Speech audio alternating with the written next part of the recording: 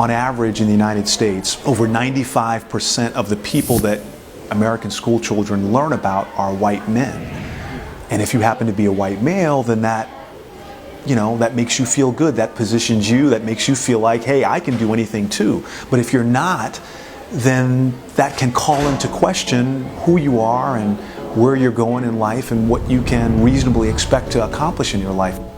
My name is Michael Boulware Moore, the founding president and chief executive officer of the International African American Museum here in Charleston.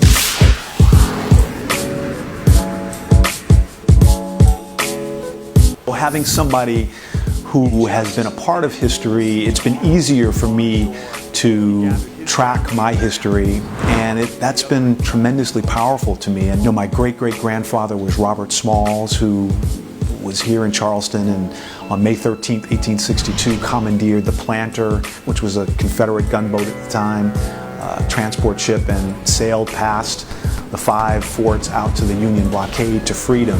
African American young people need to grow up knowing that there are people who have achieved enormous things, and sometimes at tremendous odds, but have done great things, and they need to feel a connection to those people, if for no other reason, to help position them in their minds to do great things as well. Having our history bookended in the period of enslavement, that doesn't create that same kind of an experience. And so it's up to us to tell these stories. The museum is designed to really tell the story of African American history in a way that really has not been told. I mean, right over my shoulder here is the site, the former Gadsden's Wharf. The Smithsonian African American Museum said that there are only a few really sacred sites of African American history in this entire hemisphere, and that Gadsden's Wharf, where our museum is, that's one of them. Charleston is a spot where almost half of all Africans who came to this country came, and that spot on Gadsden's Wharf, where our museum will be, is the spot where we think about 40% of all Africans took their first steps. And so for us, it's a real sacred space, and we want to do honor to those people who took their steps there. We want to tell the story of not just the labor that they brought, but the technology, the ingenuity. The rice industry in this country was little to nothing before the Africans came here and brought that technology. Charleston was the richest city in the United States for over 100 years because of the ingenuity, the labor, the efforts of the Africans who were brought here. So we want to tell that story.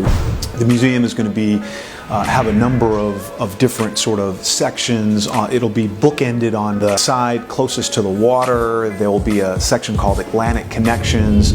There'll be some louvers on the windows that will point people toward Fort Sumter and out into the ocean and toward Africa. There'll be content in that area that will talk about some of the countries, some of the cultures, some of the people who came here. Through the middle of the museum, there'll be all sorts of exhibits, both permanent and traveling. On the end, facing toward Charleston, there'll be a really rich and dynamic family history center. We've got the #1 genealogist who focuses around African American genealogy working with us, and someone will have an opportunity to walk in, maybe not knowing much of anything about their history, and walk out knowing not only about their history, but then through DNA testing have an opportunity to really trace their heritage back to Africa. Where there are opportunities to engage with local African American companies, I am certainly committed to doing that. Our architect of record is a company called Moody Nolan, an African American architecture firm.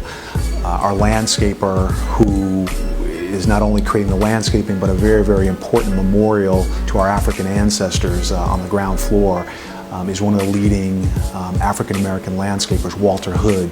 In building this, we look to partner with African Americans when and where we can. I've had sort of a firewall in my personality. One side has been focused on business, has been focused on marketing and those kind of things, but then this whole other side of me that's focused on social justice, on African American history, and trying to move our people forward. I know that my great-great-great-great grandmother came, right here through through Gadsden's Wharf. And so for me, when I go down to that site, it's just tremendously, it's just powerful to know that and to have that sense of connection. I've had friends, with European backgrounds who came through Ellis Island, and that space doesn't really do much for me because I don't have any, I don't have a connection there. But I think the museum and where we are at Gadsden's Wharf, I think it can serve that purpose, and that people will be drawn here, to go see that, to experience that,